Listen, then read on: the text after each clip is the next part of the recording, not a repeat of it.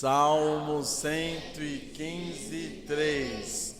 No céu está o nosso Deus, e tudo faz como lhe agrada. Salmo 115, 3. Amém, irmãos? Vamos orar então? Deus eterno, nós pedimos agora, ó Pai, guia-nos nesse estudo. Guia-nos, ó Pai, para a glória do Teu santo nome. Possamos conhecer mais, ó Deus, da Tua pessoa, do Teu caráter, do Teu ser, ó Deus.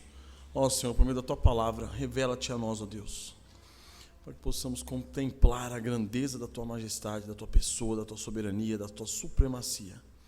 Louvamos a Ti por tudo, ó Deus, e agradecemos por essa oportunidade que nos dás, por esse privilégio que nos concedes de conhecer mais de Ti. Guia-nos para a glória do Teu santo nome. Amém, Senhor. Então, amados, na série que nós temos feito sobre o conhecendo o Deus verdadeiro, nós já falamos sobre a solidão de Deus, falamos sobre a onisciência de Deus, a presciência de Deus, e hoje nós vamos falar um pouquinho sobre a supremacia de Deus. É interessante como o Pink, ele trabalha em cima de alguns aspectos dos atributos de Deus que muitos autores não fazem, né? A supremacia de Deus, facilmente nós conseguiríamos incluí-la na soberania de Deus, né? Mas como ele fez essa distinção, eu achei por bem manter essa distinção, justamente porque dá-nos a ideia do que a supremacia de Deus não deixa de ser um aspecto da posição que Deus ocupa como sendo Deus. E a soberania não deixaria de ser o exercício dessa supremacia. Não daria para Deus ser soberano se ele não fosse um Deus supremo. Seria essa a ideia. Então, para que a gente possa entender um pouco mais, eu queria definir supremacia. Supremacia significa total e incontestável superioridade. Então, um ser supremo, um ser que possui supremacia, é somente Deus. Somente Deus pode ter supremacia, porque Ele tem uma posição elevada, incontestável. Então, supremacia também está ligado com hegemonia, primazia, preponderância. Ou seja, a pessoa, o ser que ocupa o lugar mais alto, mais elevado, o primeiro, o supremo. Certo? Então, supremacia de Deus está ligado a essa condição de superioridade, dele ser o ponto mais elevado, o ponto máximo de tudo, entre tudo e todos. Agora, ligado à supremacia está a palavra supremo. Supremacia seria, no caso, substantivo, derivado do adjetivo supremo. E supremo significa que está acima de qualquer coisa, acima de todas as coisas, que se encontra no limite máximo, extraordinário, extremo. Ou seja, o mais importante, o principal, o superior. Então é desse modo que o Pink, num livro, vai apresentar a supremacia de Deus. Deus como sendo alguém supremo. Ele está no ponto máximo. Ele está no limite máximo da capacidade dentre tudo e todos. Certo? Então, o Senhor Deus, Ele se destaca. Por quê? Porque Ele é supremo. Ele está no ponto mais elevado em comparação a qualquer outro ser, qualquer outra criatura. Ele é o mais importante, Ele é o principal, Ele é o supremo, o superior. Deu para entender? Até aqui tudo bem? E aí eu vou fazer uma rápida exposiçãozinha desse versículo que nós escolhemos. Por que eu escolhi o versículo? Por dois motivos. Primeiro, porque ele é curtinho e ajuda as crianças a memorizar. E segundo, porque ele define bastante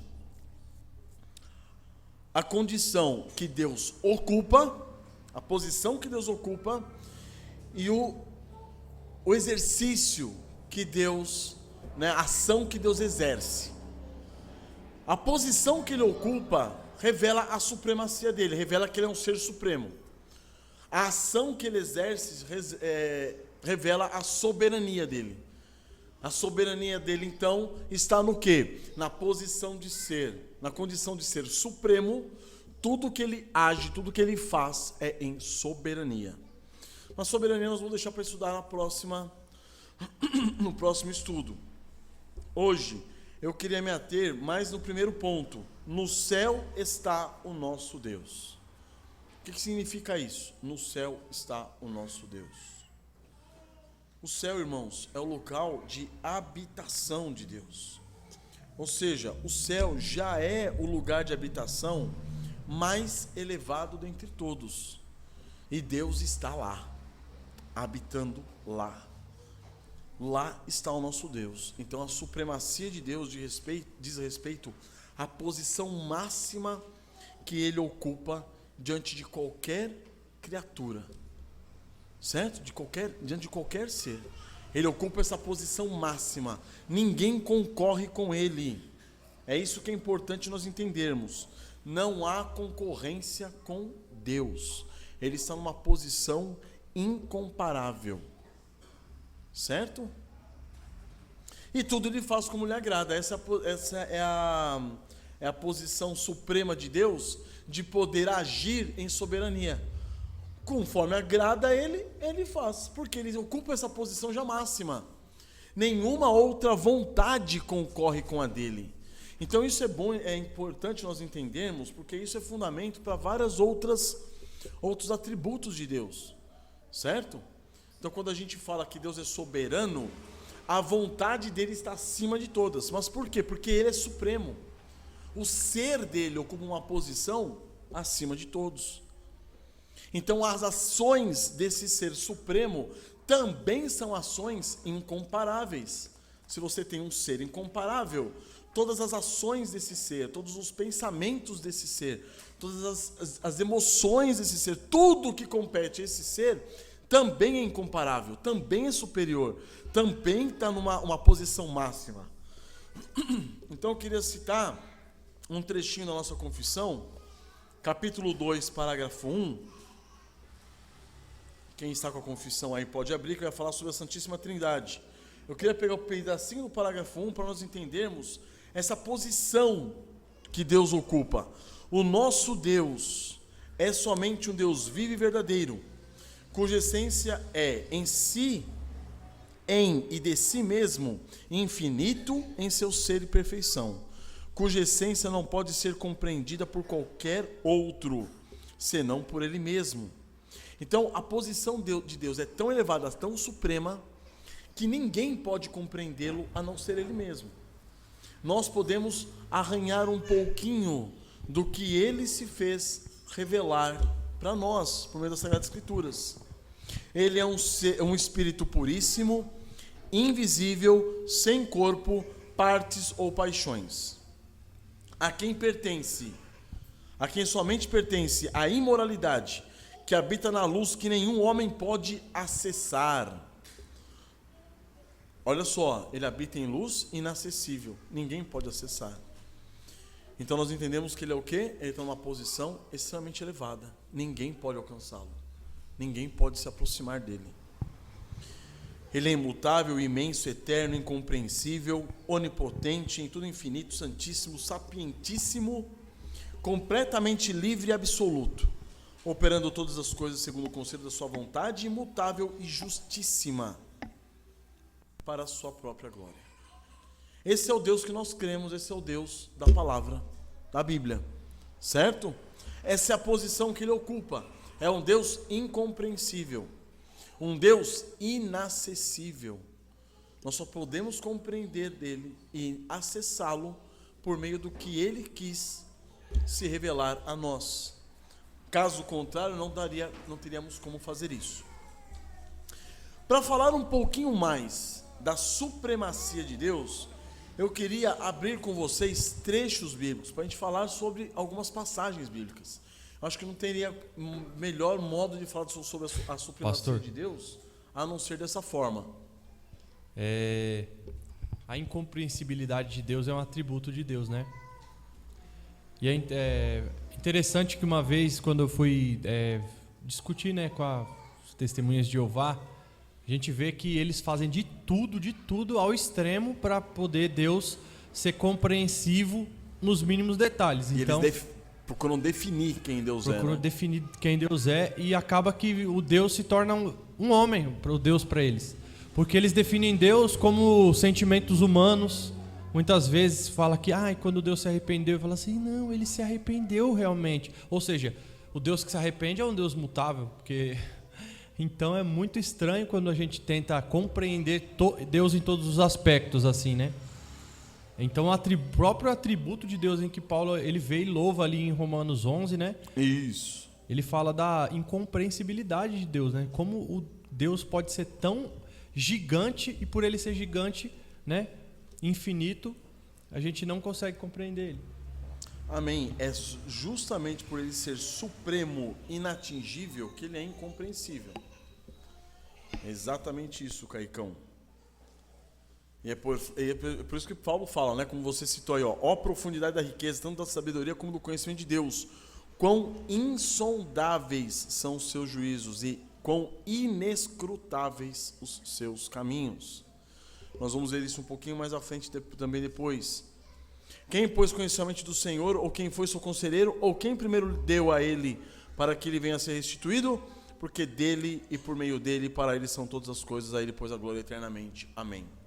Então, além desse trecho, irmãos, nós vamos ver trechos muito semelhantes a esse no Velho Testamento, que eu queria começar a abrir com os irmãos. Irmãos, para iniciar, eu queria dizer que existem muitas e muitas e muitas passagens. Se nós fôssemos ficar abrindo todas as passagens aqui, a gente ia levar o dia todo e não ia dar conta ainda. Então eu escolhi somente algumas, para mostrar a supremacia de Deus referente a alguns seres. Então, por exemplo, a supremacia de Deus em comparação a outros deuses. Abram comigo em Salmo 97, 9.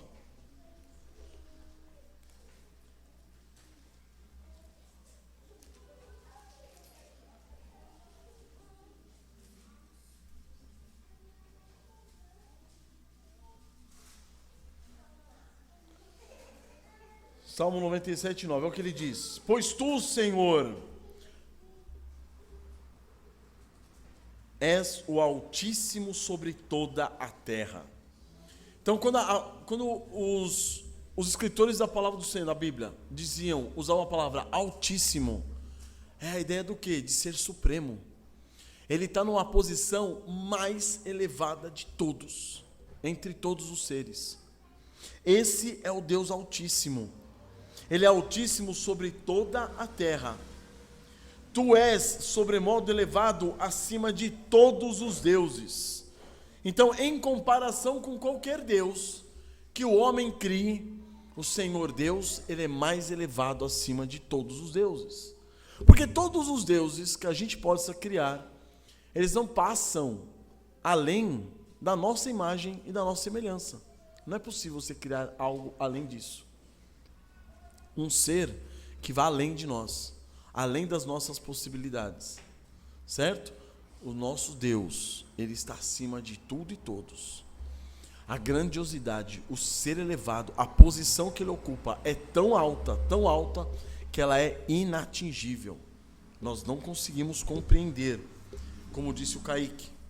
Ele também é soberano, é supremo sobre toda a terra.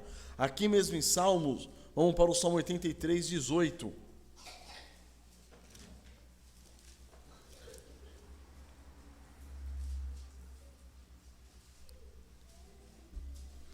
No Salmo 83, 18 diz o seguinte: e reconhecerão que só tu, cujo nome é Senhor, és o Altíssimo sobre toda a terra.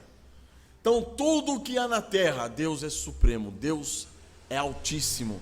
Ele é elevado acima de todas as coisas. Isso vai ficar bastante evidente para nós, irmãos, no texto que nós vamos ler de Isaías. Abram comigo Isaías 40.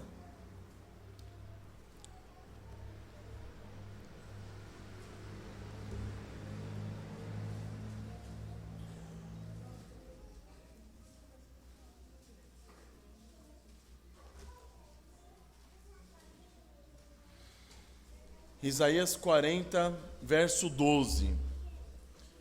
Vamos lendo, e conforme a gente vai lendo, irmãos, a gente vai comentando, tá bom? Isaías 40, verso 12. Deixa eu pegar um pouquinho antes, o 11. Como o pastor apacentará o seu rebanho, entre os seus braços recolherá os cordeirinhos e os levará no seio. As que amamentam, ele guiará mansamente. E aí vai perguntar, começa com uma pergunta esse trecho. Quem na concha de sua mão mediu as águas e tomou a medida dos céus a palmos? Olha como que, poeticamente, o escritor, no caso Isaías, ele vai mostrar quem é Deus. Ou seja, na concha de sua mão, o que ele mediu? Na concha de sua mão, todas as águas que existem na terra. E a palmos, ele mediu o quê? O céu. Fantástico, né? Quem recolheu na terça parte de um éfa, que é uma unidade de medida, o pó da terra? Terça parte, imagina o éfa como 1 quilo. Então pensa numa medida, ele recolheu todo o pó da terra numa terça parte. E pesou os montes em romana. Romana é uma balança. E os outeiros em balança de precisão. É interessante, quando se fala de balança de precisão, o que você pesa numa balança de precisão? Coisas pequenininhas, certo? Porque a balança de precisão vai te dar o quê? Gramas ou até miligramas daquilo que você precisa. Então está mostrando que a infimidade, quão ínfimos são os outeiros, os montes, tudo que é na terra. Deus mede uma balancinha de precisão. Quem guiou o Espírito do Senhor? Ou como seu conselheiro o ensinou? Olha aqui o que Paulo cita lá em Romanos 11. Com quem tomou ele conselho para que lhe desse compreensão? Quem o instruiu na vereda do juízo? E lhe ensinou sabedoria? E lhe mostrou o caminho do entendimento? Ou seja, Deus é supremo em sabedoria. Certo, irmãos? Ele é supremo em sabedoria. Ele é supremo no que diz respeito a toda a sua criação. Nós vimos como que ele trata as águas, como que ele trata os céus, como ele trata o pó da terra. Agora ele é supremo em sabedoria. Ele é o mais elevado entre todos no que diz respeito à sabedoria. E aí continua: eis que as nações são consideradas por ele como um pingo que cai de um balde, e como um grão de pó na balança. Então, o que são as nações para o Senhor? É como um balde cheio d'água? Não, é como uma gota que escorre do balde. Certo, irmãos? E como o quê? Um grão de pó na balança. As ilhas são como o pó fino que se levanta, ou seja, são tão sensíveis, uma respirada um pouco maior, ela vai embora. Isso está mostrando para nós o quê? Quem é Deus. Nós, muitas vezes, nos questionamos, né? O que os nossos líderes, os governantes do nosso país, dos demais países do mundo, né, estão fazendo ou vão fazer, né? No que vai dar essa guerra da Ucrânia? Vai dar numa guerra mundial? Não vai? Aí começa, diante de Deus, isso tudo é como um grão de poeira na balança, um pinguinho que escorre do balde. Todas as nações, nem todo o Líbano basta para queimar, nem os seus animais para um holocausto. Então olha que fantástico que o profeta mostra aqui, irmãos. Se tudo nessa terra é tão pequenininho para o Senhor, o que é um holocausto para Ele?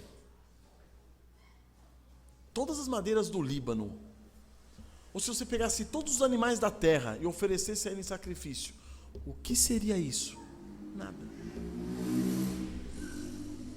Nada. Lembro-me de Salomão, quando ele inaugurou o templo, ele construiu o templo e inaugurou o templo. Irmãos, a mortandade de animais foi absurda.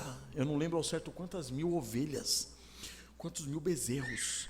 foi coisa assim assustadora. Quantos sacrifícios foram oferecidos naquele momento? O que significa isso para Deus? Nada. O que é a sua adoração para Deus? Nada. Quem é você diante de Deus? Nada. Quem sou eu? Nada. Então é bom a gente se deparar muitas vezes com a supremacia de Deus para que nós possamos enxergar quem nós somos.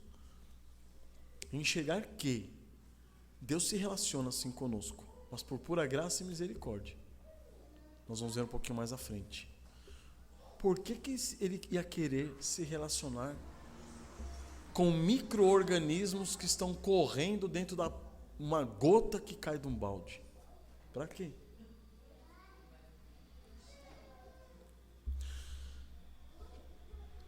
Todas as nações são perante ele como coisa que não é nada.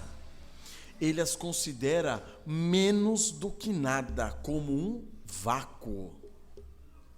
O vácuo não é nada, irmãos. No vácuo você não encontra nem ar. É nada. Com quem comparareis a Deus? Ou que coisa semelhante confrontareis com Ele? E aí Deus lança um desafio. Vocês querem me comparar com quem? Vamos lá. Lanço para vocês um desafio. E aí ele continua: o artífice funde a imagem, e o ourives o cobre de ouro, e cadeias de prata forja para ela. Ele está falando assim, ó, o artífice, o artesão, vai lá e ele escolhe, ele funde uma imagem de escultura. Ele passa essa imagem por ourives, para ele cobrir ela com ouro. E aí ele faz cadeias, correntes de pratas para ela. O sacerdote idólatra escolhe a madeira que não se corrompe. Ou seja, se ele for pegar uma madeira a pinos, ele vai falar assim: se eu gastar meu trabalho nessa madeira, daqui uns dias já está podre. Deixa eu escolher uma madeira melhor, uma madeira mais nobre. Olha que ridículo. Ele escolhe uma madeira mais nobre, certo? Que não se corrompe. E busca um artífice perito para assentar uma imagem esculpida que não oscile. Vamos lá. Aí ele chama o artífice para começar a esculpir aquela madeira, de modo que ela não venha a oscilar, para não cair. Qualquer coisa pode fazer cair. Acaso não sabeis, porventura, não ouvis? Não vos tem sido anunciado desde o princípio? Ou não atentastes para os fundamentos da terra? Ou seja, ele está falando assim: vocês não estão ouvindo o que aconteceu, a história da humanidade, como que Deus tem guiado? Vocês não têm percebido os fundamentos da terra, onde a terra está fundamentada hoje? Ele é o que está assentado sobre a redondeza da terra, cujos moradores são como gafanhotos. Então você imagine-se, você sentado em cima de um tambor de vidro, cheio de inseto lá dentro. É meio ridículo, não é? Essa é a grandeza do nosso Deus, irmãos. E não tem como nós vermos a grandeza dele sem nós observarmos a nossa inutilidade. As duas coisas andam juntas, certo? Quanto maior for ele, mais ínfimos seremos nós. Quanto mais grandioso nós enxergarmos ele, mais inútil seremos nós. E ele continua: é ele quem estende os céus como cortina e os desenrola como tenda para neles habitar. Tem um versículo que fala que nem o céu, nem os céus dos céus são capazes de o manter. Vai lá, William. Pastor, quando o senhor falou aí, que ele nos observa como gafanhotos, eu lembrei do povo quando ele vai entrar em Canaã. Ele fala: os homens são gigantes, nós éramos como gafanhotos, Então a ideia de nós somos um gafanhoto, nós somos desprezíveis, nós somos como nada diante da grandeza dele, Amém. Somos nada, somos um insetinho. É ele quem reduz a nada os príncipes e torna em nulidade os juízes da terra. Olha o que está falando aqui, irmãos. Ele reduz a nada os príncipes. e ele torna em nulidade, ou seja, algo nulo, os juízes da terra. É fantástico, nós estamos numa época hoje que nós temos juízes na nossa Suprema Corte que estão se achando deuses, né? E aí você pega um versículo desse e fala assim: um camarada daquele lá de toga não é nada, nada, absolutamente nada. Ele acha que alguma coisa, acha que está dirigindo, governando, não é nada. Os príncipes são reduzidos a nada. Esses juízes são nulos, inúteis diante de Deus. Então muitas vezes nós nos vimos, a gente se vê revoltado, irado com esses homens, né, que têm promovido injustiça no nosso país. Irmãos, diante de Deus não são nada, são nada. E diante do juízo de Deus eles vão se derreter, se eles não se arrependerem. São nada, irmãos. Mal foram, olha o que ele fala, agora está falando de quem? Dos príncipes e dos juízes. Mal foram plantados e semeados, mal se arraigou na terra o seu tronco, já se secam, quando um sopro passa por eles, e uma tempestade os leva como palha. O que está falando aqui? Está falando são nada. Eles mal foram estabelecidos como príncipes, como reis, como juízes. Passou um sopro. E quem é o nosso Deus? O nosso Deus é o nosso Deus. Ele lança mais um desafio: a quem, pois, me comparareis, para que eu lhe seja igual? Diz o santo. Ele continua: levantai ao alto os olhos e vede quem criou estas coisas. Aquele que faz sair o seu exército de estrelas, todas bem contadas, as quais ele chama pelo nome, por ser grande em força e forte em poder, nem uma só vem a faltar. Amém, amados? Então ele não controla só a terra, ele controla o universo. Nós temos homens na astronomia até hoje estudando os astros, estudando o universo e tentando catalogar as estrelas que são vistas daqui da terra. E aqui está falando, Deus faz com que elas conduz elas como um exército, e todas muito bem contadas. Ele conhece cada uma delas. E aí ele continua: por que, pois, dizeis, ó Jacó, e falas, ó Israel? O que Jacó e Israel têm falado? O meu caminho está encoberto ao Senhor, e o meu direito passa despercebido ao meu Deus. Então, por que estão falando isso? Que o seu caminho está encoberto ao Senhor, e o seu direito passa despercebido do seu Deus. Não sabes, não ouvistes que o eterno Deus, o Senhor, o Criador dos fins da terra, nem se cansa, nem se fatiga, não se pode esquadrinhar o seu entendimento. Então esse é o nosso Deus, irmãos, Ele sabe de todas as coisas, Ele compreende todas as coisas, Ele sabe tudo o que se passa conosco. Mas o interessante, irmãos, é percebermos que toda essa grandeza de Deus, inclusive na esfera da razão. Vamos pegar Isaías, aqui em Isaías mesmo, 55, vamos um pouquinho mais para frente. Isaías é um livro maravilhoso, irmãos, que ele vai refletir muito da supremacia e da soberania de Deus. Isaías 55, versículo 8 diz: Deus está dizendo: porque os meus pensamentos não são os vossos pensamentos, nem os vossos caminhos os meus caminhos, diz o Senhor. Porque assim como os céus são mais altos do que a terra, assim são os meus caminhos mais altos do que os vossos caminhos, e os meus pensamentos mais altos do que os vossos pensamentos. Então, queridos, no que diz respeito à compreensão, ao entendimento, é extremamente mais elevado. Nós somos nada diante do conhecimento de Deus. Fala, irmãozão. Pastor, eu já vi muita gente fazer mau uso, e até eu mesmo, de certa forma, em algum momento já fiz, no sentido de distorcer essas verdades aqui, né, da palavra, que fala a respeito, né, desses atributos de Deus, de que os caminhos dele não são como os nossos, de que são insondáveis, inescrutáveis, e a pessoa se utiliza dessa verdade para quê? Para rejeitar as verdades claras da palavra. E muitas vezes os meios que Deus estabeleceu para revelar a si mesmo. Deixa eu pôr em outras palavras. Deus, ele é infinito, né? Ele mas em alguma medida ele se revelou a nós, né?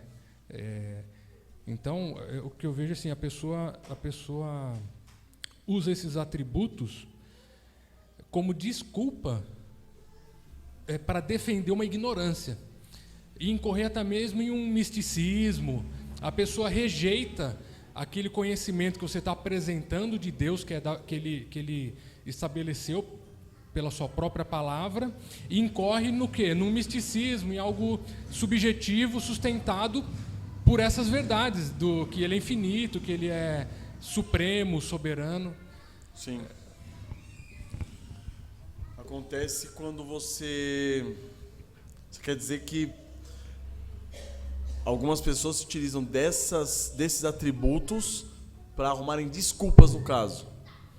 Sim, como que dizendo assim, ele é inescrutável, ele é soberano, ele é supremo, então você está querendo me falar dele, entende?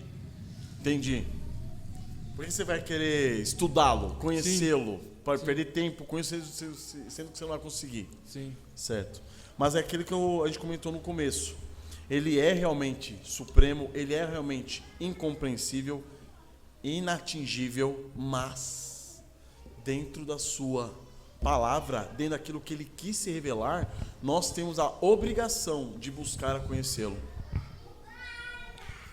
Pastor, eu acho que também o que ajudaria até o irmão Lucas a compreender melhor essa questão, e até mesmo a nós, é perceber que tudo que Deus criou nesse universo servem de símbolos para ele se revelar. Boa. Mas, ao mesmo tempo, nós podemos obter esse conhecimento real de Deus na sua palavra, porque o seu Espírito autentica essa palavra em nossos corações. No entanto, Deus está ainda acima desses símbolos. Amém. Né? João Calvino fala que é como se ele se rebaixasse à nossa altura para poder balbuciar nos nossos ouvidos, para que de alguma forma a gente compreenda quem ele é, porque ele está além disso ainda. Perfeito. É glorioso demais. Dizer que ele, por exemplo, está sentado, né, sobre a redondeza da terra e nos vê como gafanhotos, ele está se diminuindo. Então, todas essas expressões aqui, ele está se fazendo menor para que nós possamos compreender a grandeza que ele ocupa, a altura, a posição que ele ocupa. Isso fala, pastor, aqui no Salmo 113, verso 5, vai dizer assim, ó: quem há semelhante ao Senhor nosso Deus, cujo trono está nas alturas, que se inclina para ver o que passa no céu e sobre a terra. Então a altura dele, ele é tão altíssimo, tão grandioso, que ele se inclina para ver não só o que se passa na terra, mas o que se passa no céu. O André, como sempre, se adiantando. Isso, André. Nem eu sabia. Eu falei, tá vindo aonde essa voz? Pior que o rapaz recebeu revelação mesmo, porque era o próximo versículo que eu abri. Ele abre, Salmo 113. Mas é isso, André. Então, o que eu queria comentar, a partir de toda essa grandeza que nós estamos vendo a respeito de Deus, é que, apesar de tudo isso, dessa posição inatingível, dessa posição superior, elevada, grandiosíssima, ele faz o quê? Ele se preocupa com as misérias que estão ocorrendo aqui na terra. Então, abra um versículo que o André mandou vocês abrirem. Vamos lá. Salmo 113, 5 e 6.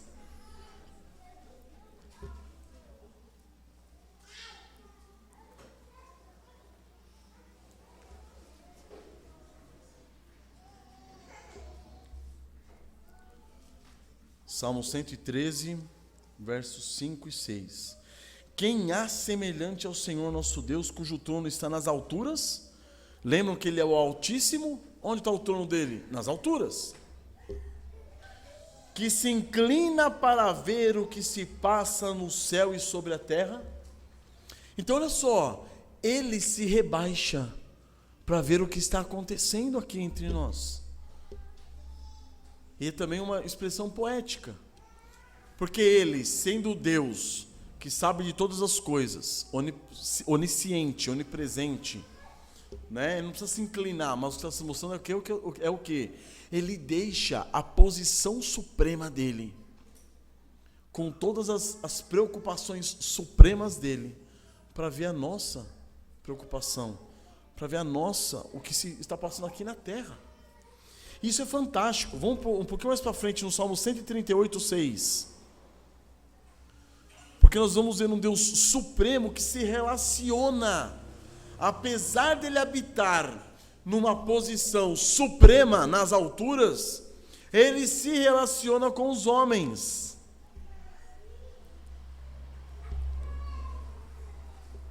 Salmo 138, 6, Tamires.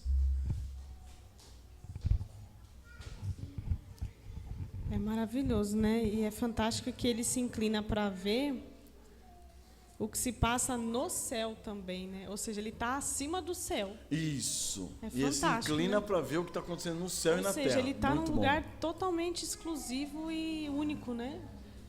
É fantástico Amém. demais. Perfeito. Tem outros versículos que dizem, né, que nem o céu é santo, nem os anjos santos suficiente para ele. Esse já é um aspecto mais de santidade, que nós vamos ver mais para frente.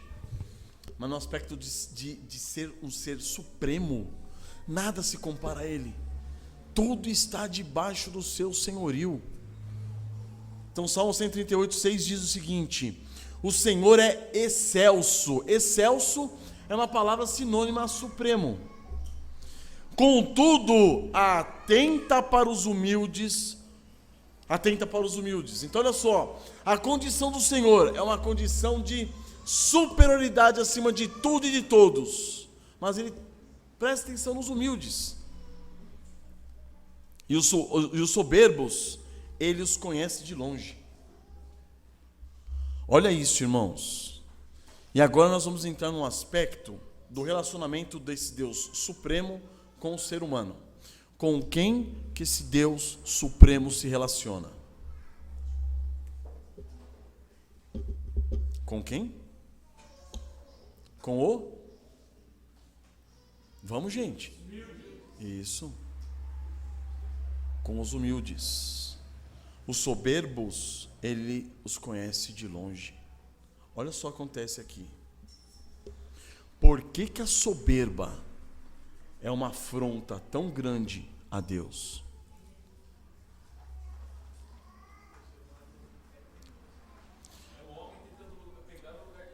É o homem tentando usurpar essa supremacia de Deus. Certo? É aquele micro-organismo ridículo e patético que está correndo dentro de uma gota provida de um balde, que está querendo ser o quê? Alguma coisa diante de Deus. O Senhor, ele é o Senhor supremo, mas ele se relaciona com quem? Com o humilde. Vamos para Isaías 66. Capítulo 66, verso 1. E aqui vai dizer a mesmíssima coisa.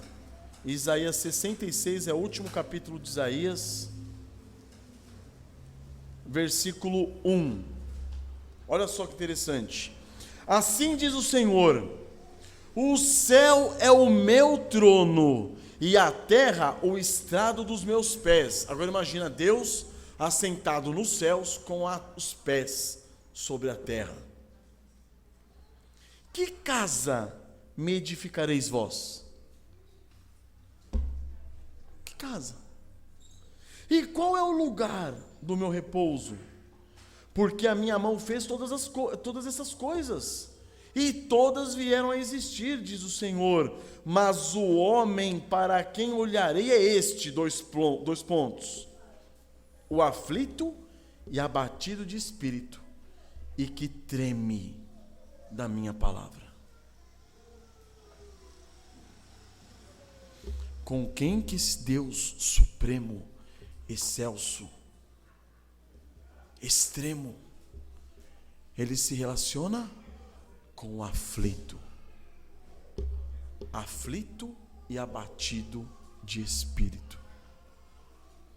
E o soberbo e o arrogante, esses são os inimigos dele. Aflito e abatido de espírito, e que treme da minha palavra.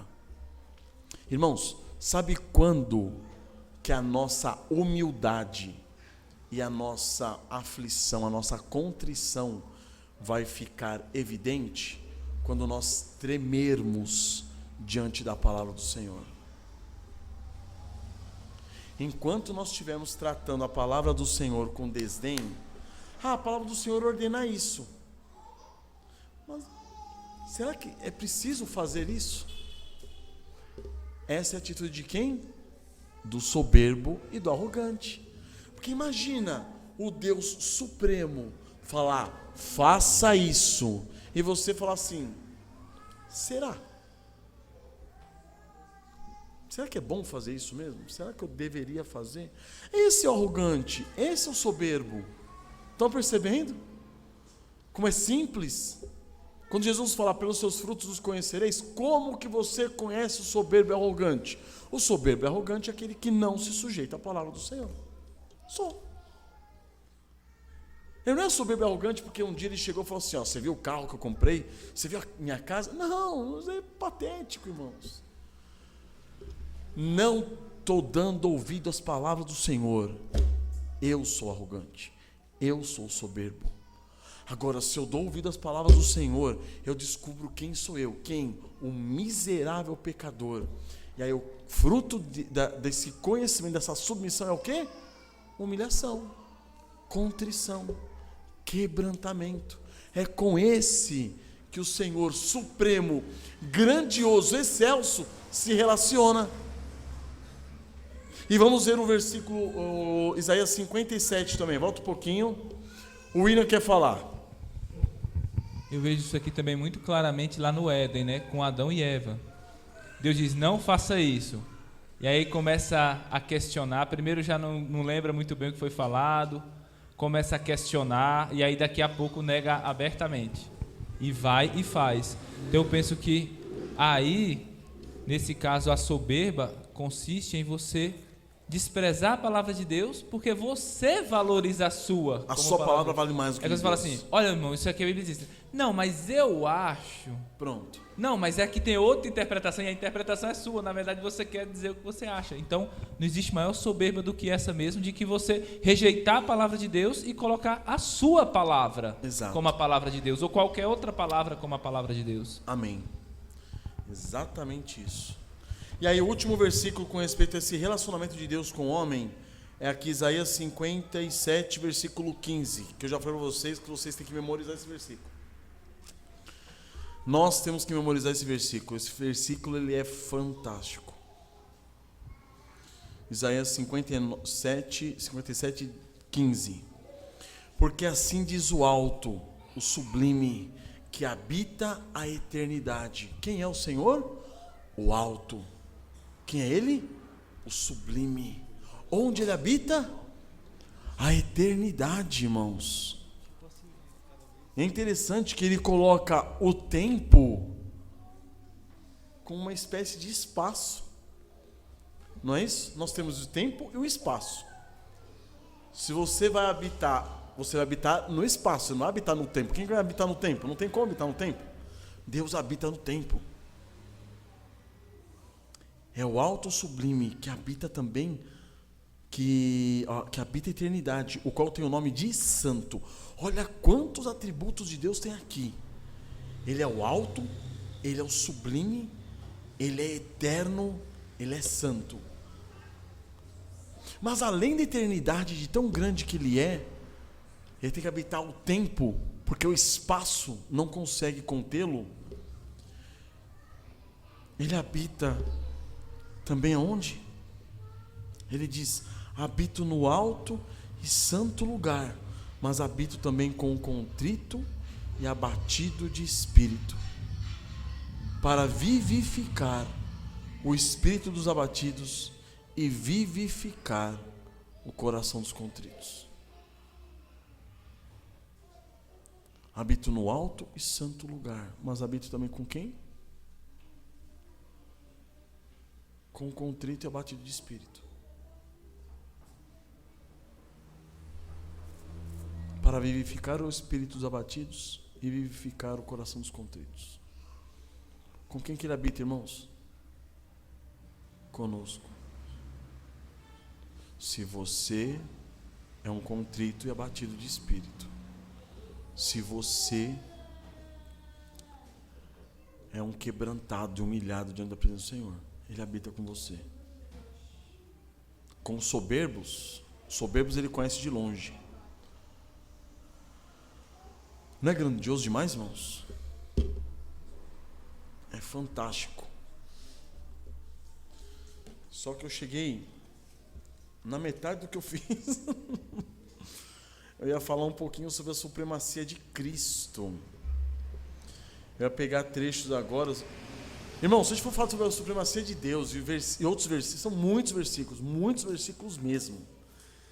Principalmente em Salmos e Isaías tem muita coisa. Mas eu queria falar sobre a supremacia de Cristo, bem rapidamente. Já está dando o horário? Para a gente não perder de foco o quê? Que o nosso Deus é um Deus trino. E a supremacia de Deus é a supremacia de Cristo. E Cristo é supremo nas nossas vidas. E se nós estamos nele, nós gozamos, nos alegramos dessa supremacia. Isso que é fantástico. Vocês lembram de Filipenses? Não vamos ler porque não vamos ter tempo. Filipenses 2, de 5 a 11. Lembram disso? Sim, que nós estudamos.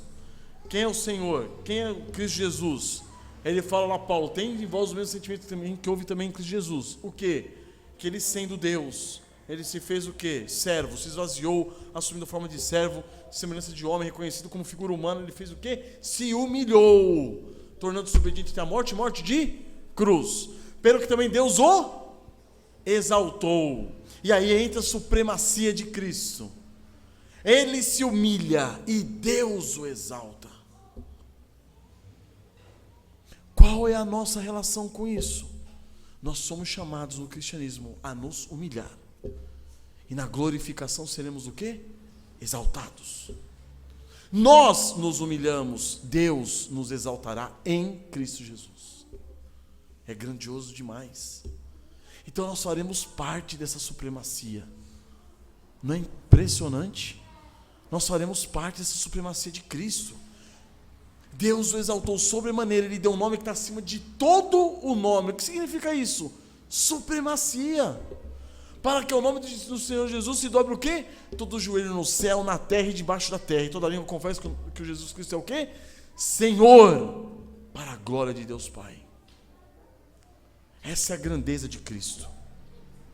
Mas nós também podemos observar a grandeza de Cristo em Efésios, capítulo 1, versículo 15.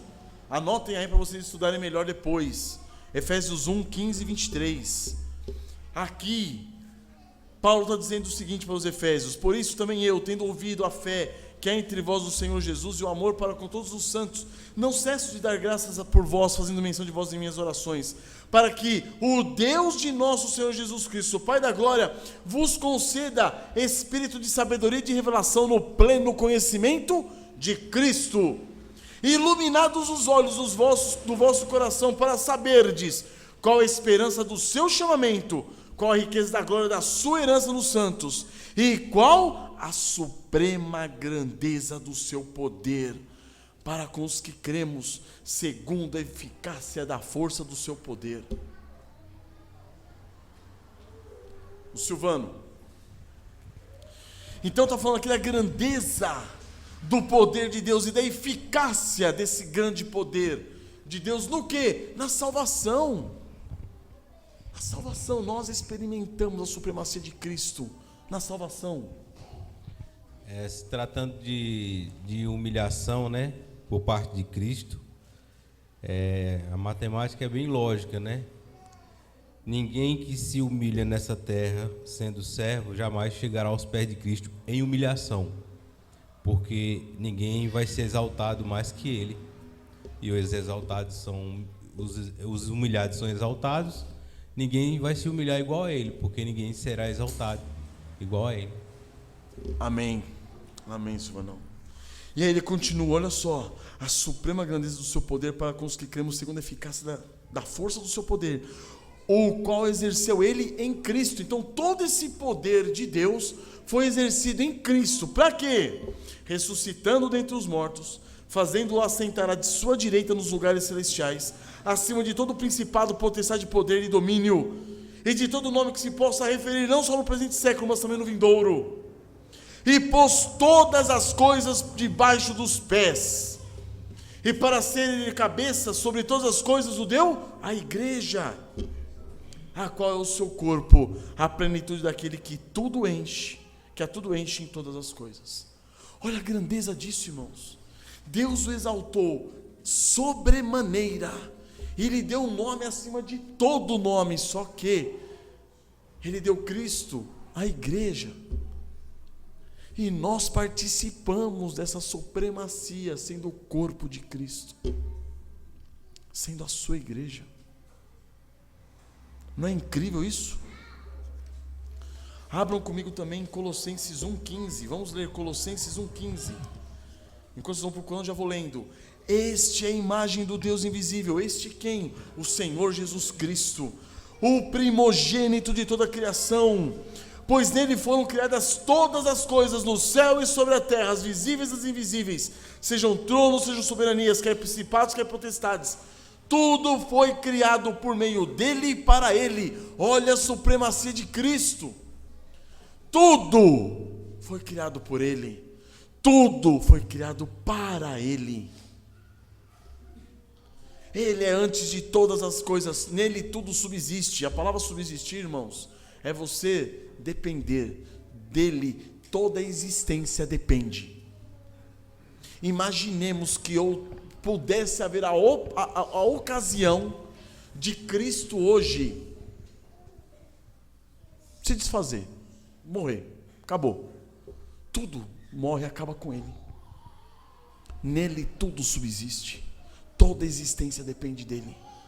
Fala, meu querido Flávio. Pastor, o senhor comentou ali uma parte em 1 Timóteo 6,16 que me deixou meio inquieto. Não coloque palavras na minha boca. Veja bem, o senhor disse que Deus habita na luz inacessível. A minha pergunta é, nós veremos a face de Deus? Deus é Espírito. Nós vemos a face de Deus em Cristo Jesus. Eu não lembro onde está esse versículo, mas fala que veremos a face de Deus em Cristo Jesus. Nós veremos a Cristo, viveremos com Ele. Mas não podemos também desfazer a doutrina da Trindade, que o Pai, o Filho e o Espírito Santo são um. Complexo, não?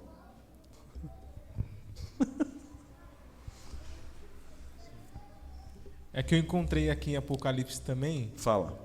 Apocalipse 22:4 diz assim: contemplarão a sua face e na sua fronte está o nome dele. Onde é esse versículo? Apocalipse 22:4.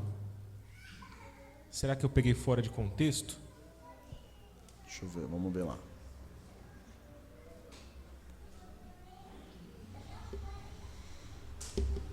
(22:1) 22:1. Então me mostrou o rio d'água viva, brilhante como cristal, que sai do trono de Deus e do Cordeiro.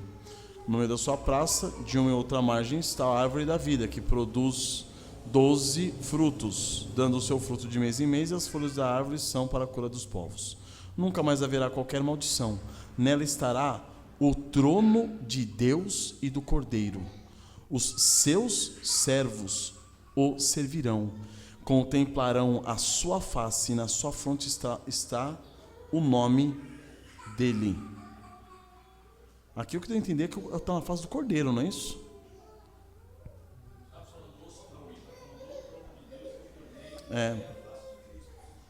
Está o trono de Deus e do Cordeiro. Deixa eu pegar aqui, calma aí.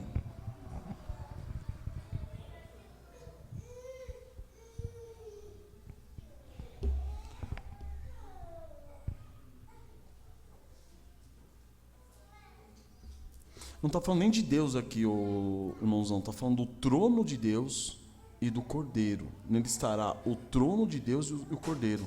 Os seus servos o servirão, contemplarão a sua face. O que dá a entender aqui é a face do Cordeiro. E na sua fronte está o nome dele. Então já não haverá noite, nem precisam eles de luz, de candeia, nem de... Aqui não é a face de Deus. Não é. Temos que ler melhor aqui. O que você entende aqui, William?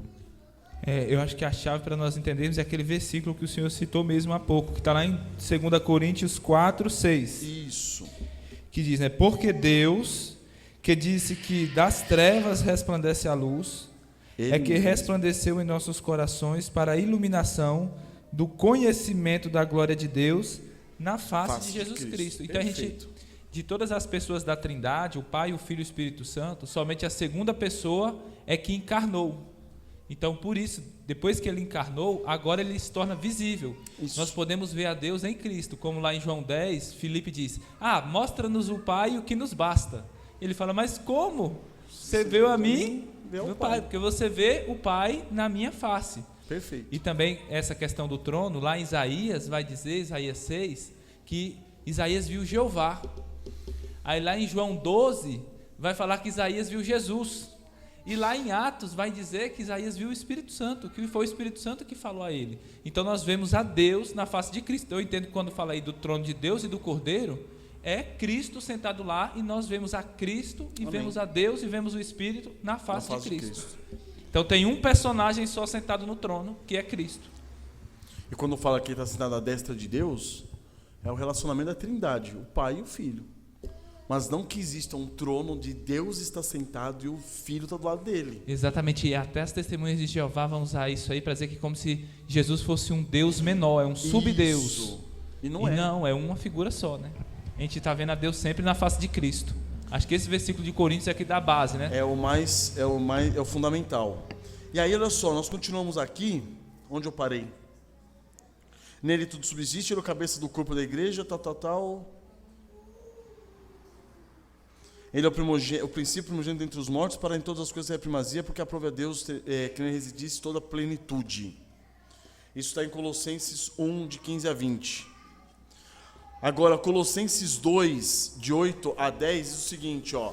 Cuidado, ninguém vos engane a enredar com sua filosofia e vãs sutilezas, conforme a tradição dos homens, conforme os rudimentos do mundo e não segundo Cristo, porque nele, em Cristo, habita corporalmente toda a plenitude da divindade. Então, para nós, irmãos, como o pastor William acabou de dizer, como Cristo é o Deus encarnado, para nós o que nós vamos conseguir enxergar é Cristo Jesus. Mas nele habita corporalmente toda a plenitude da divindade, ou seja, nada que seja divino, que não seja divino, está nele. Ou seja, tudo que é divino está nele. Todas as características da divindade estão em Cristo. Ricardão.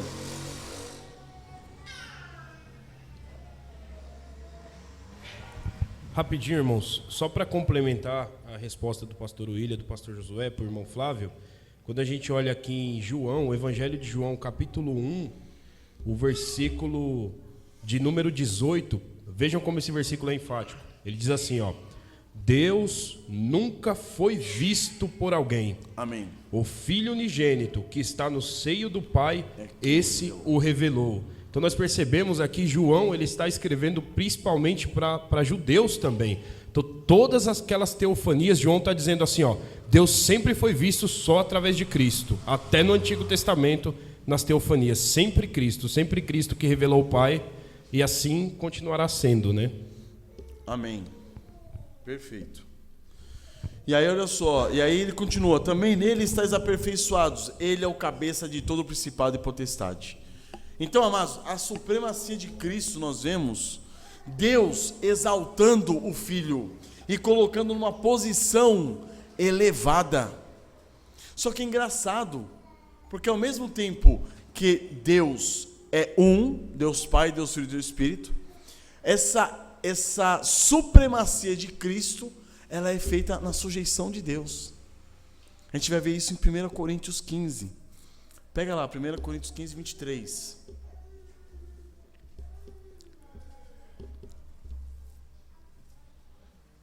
Aqui está falando sobre a ressurreição e diz o seguinte.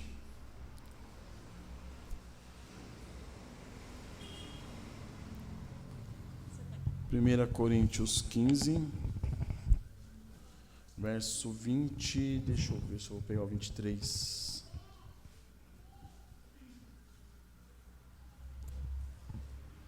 Pega o 26. O último inimigo a ser destruído é a morte. 27. Porque todas as coisas sujeitou. Quem sujeitou? Deus sujeitou. Debaixo dos pés. E quando diz que todas as coisas lhe estão sujeitas, certamente exclui aquele que tudo lhe subordinou. Está falando que o quê? Todas as coisas Deus sujeitou debaixo dos pés de Cristo. E quando diz que todas as coisas lhe sujeitou, certamente exclui quem lhe subordinou. Olha que fantástico. É como se Deus Pai falasse assim, falasse o que Faraó falou para o Egito, falou para José. O que Faraó falou para José, tudo está debaixo do seu governo. Tudo. Só a mim, eu continuo sendo rei. É mais ou menos algo assim, mas isso não quer dizer que Cristo está numa posição inferior, como José estava na posição inferior a Faraó. Porque Deus Pai, Deus Filho e Deus Espírito Santo são um. Está falando de uma relação de subordinação, de sujeição. Foi Deus Pai que sujeitou tudo aos pés do Filho. E ele continua, quando porém todas as coisas lhe estiverem sujeitas, então o próprio Filho também lhe sujeitará, se sujeitará àquele que todas as coisas lhe sujeitou, para que Deus seja tudo em todos. Então Deus é tudo em todos. Em Cristo, Deus é tudo em todos. Quer falar, mulher? É a Tayane que tem uma pergunta. A Tayane tem uma pergunta. Fala, Tayane. Depois da fala, filha. Pode falar. Qual é a pergunta dela? Ela falou que até quando Moisés viu as costas de Deus, se era Jesus. Se não era Jesus, foi um momento de teofania. Podia ser um dos anjos, mas creio que tenha sido Cristo. Porque na realidade que são situações bem complexas. Por exemplo, no Monte Sinai, quando Deus aparece no Monte Sinai e o povo ouve a voz de Deus, lá no Novo Testamento fala que não foi a voz de Deus, foi a voz de anjos. Porque anjos são os ministradores, os ministros de Deus. Então, muitos momentos no Velho Testamento de teofania, ou seja, da manifestação divina de Deus, podia ser anjos ou podia ser o próprio Senhor Jesus Cristo. Agora não sei se a gente teria embasamento bíblico para dizer se quando Moisés viu as costas de Deus, se seria Jesus ou se seria um anjo, alguma coisa assim, a glória de Deus, porque Deus é espírito. Não dá para ver Deus, não é impossível ver Deus. Pastor, diga. Desculpa te cortar. Apocalipse capítulo de número 1. Fala. Quando João está na ilha de Patmos e ele é arrebatado em espírito, quando Deus começa a se revelar a ele, o texto no versículo de número 12 diz assim: me virei para ver quem falava comigo. E ali ele começa a dar as características daquele que falava com ele. A Bíblia diz que ele não conseguiu ver e caiu ao chão. Ele não conseguiu, não resistiu. Isso em espírito, nem em corpo ele estava. Respondendo a pergunta do nosso irmão Lucas relacionada a isso, quando a gente estiver com Cristo, se a gente vai o ver. Através do Filho, sim, mas a Deus é impossível. Isso, do Flávio, né? Isso, o Flávio, desculpa. Quando João ele vê, ele cai. Sim. Por terra, ele não suporta. Sim. E aí, O próprio Deus fala assim: não temas, João, sou eu. Amém. É que quando nós formos para o céu, nós vamos ter esse contato com Deus, que é diferente do contato que nós temos hoje. Quando nós formos glorificados, nós veremos Cristo face a face. Diferente de hoje. Hoje, tem várias pessoas sendo falando por aí que estão vendo Deus, tiveram visão, viram Cristo, viram Deus. Mentira. Se tivesse visto, cairia por terra, cairia como morto. Certo? Mas na glória, quando seremos glorificados, teremos condição de ver quem? Cristo. Cristo Jesus.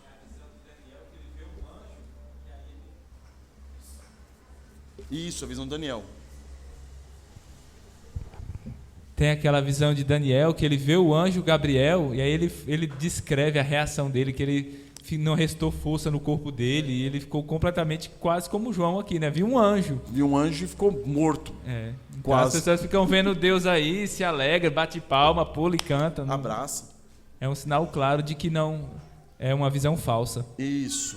Então, amados, diante de todas essas verdades, irmãos, se nós fôssemos para Hebreus, nós veríamos a supremacia de Cristo Jesus referente aos anjos, a supremacia de Cristo Jesus referente aos sacerdotes, ao sacerdócio, a Moisés, aos profetas, ao próprio tabernáculo, aos sacrifícios, ou seja, Cristo é supremo. Amém, irmãos? Deus o elevou acima de todos, Ele deu um nome acima de todo nome. Então, queridos, é importante nós entendermos a supremacia de Deus como base para o governo de Deus. Deus é supremo, é uma característica do caráter de Deus, da pessoa de Deus. Ele é supremo. É por isso que quando Ele exerce o seu governo, Ele é um governo soberano. Então Deus passa a ter um governo soberano porque Ele em si é supremo. Deu para entender? Amém? E o próximo assunto vai ser a soberania de Deus. Mas eu queria fazer algumas aplicações. Por que isso é importante para nós? Porque o conhecimento da supremacia de Deus nos livra do quê? Da idolatria. Certo? Quando você compreende que Deus, tem alguns versículos, não vai dar tempo de abrir, irmãos, deixa quieto. Depois os irmãos leiam Isaías 46, de 5 a 11. Quando você compreende a grandeza de Deus, você vai abandonar a idolatria. Porque os ídolos não deixam de ser produtos da nossa imaginação. E Deus é tão grande, tão supremo, tão grandioso, que você fala, comparado com o ídolo que eu vou criar. Então, quanto mais conhecemos a supremacia de Deus, a soberania dEle, mais nós jogamos os ídolos fora. Certo? Quanto mais conhecemos a supremacia de Deus, mais nós podemos alimentar a nossa confiança e ter descanso nele, porque Ele está vendo todas as coisas, Ele conhece todas as coisas, Ele se inclina do céu para ver o quê? As nossas dificuldades, os nossos problemas. Ele habita com o humilde de espírito, com o contrito, com o abatido. Então, isso aumenta a nossa confiança. Isso a gente pode ver no Salmo 40, de 1 a 5. E por fim, mais uma aplicação, é bom conhecer a supremacia de Deus para quê? Para nos humilhar e nos constranger diante do quê? Do cuidado e do amor dEle. Em pensarmos, imaginarmos que Ele é tão grande, tão supremo, Ele ainda se preocupa conosco, isso deve nos constranger. E se preocupou tanto conosco que enviou o seu Filho amado para morrer em nosso lugar. Esse amor de Cristo deve nos constranger. Amém, irmãos? Então é isso. Nós encerramos aqui esse assunto da supremacia de Deus. Encerramos com uma oração. Vamos curvar nossas cabeças? Deus eterno, somos gratos a Ti, Pai, por podermos contemplar um pouquinho mais da grandeza do Seu ser, da supremacia da Sua pessoa, da infinitude do Seu caráter. Ó Deus, quão grande Tu és, ó Pai, quão miseráveis pecadores nós somos. Constranja-nos, ó Pai, os nossos corações, constranja os nossos corações, ó Deus, para que possamos, ó Pai, constrangidos pelo Teu amor, entendermos, ó Deus, que ainda que sendo um Deus tão supremo, tão grandioso, excelso, em poder e majestade, Tu te preocupas conosco, ó Pai, enviaste o teu Filho amado para morrer em nosso lugar. Ó Senhor, e mais do que isso, tu não só nos salvaste em Cristo Jesus, mas em Cristo Jesus hoje, ó Pai, nós somos exaltados como parte do seu corpo, Ele sendo o nosso cabeça.